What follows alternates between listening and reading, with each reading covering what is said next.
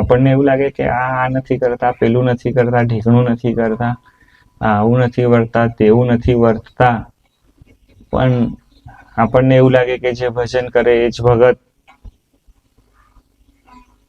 અખંડ ઠાકોરજીની સામે બેસી રહે, પણ એવું નથી.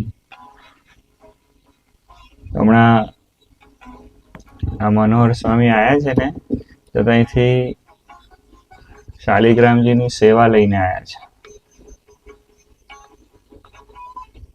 કેટલા બધા સંતો એવા છે કે સ્વામીજી આખા દિવસમાં 2-3 કલાક દર્શન આપતા હોય, બાકી અખંડ ભજન કરતા હોય, અખંડ ભજન કરતા હોય. મેં સ્વામીજીને વર્ષો સુધી સ્વામીજી 3-4 કલાક સુવે અને અખંડ દાખલો, 3-4 કલાક સુવે ને અખંડ દાખલો.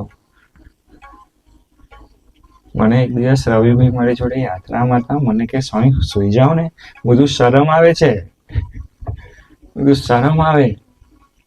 આમ સ્વામીજી જે કામ કરતા જોયા છે ને પછી આપણે આમ લાંબા થઈને સુઈ જવાનું, એટલે એમ બધું કેમનું?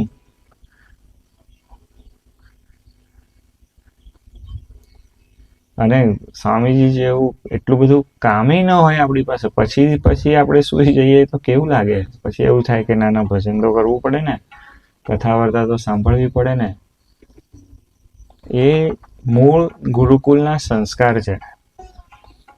સ્વામીજીને આપણે જોઈને, હું તમને એવું કહું છું, સ્મૃતિ કરીને સ્વામીજી શીખવાનું છે.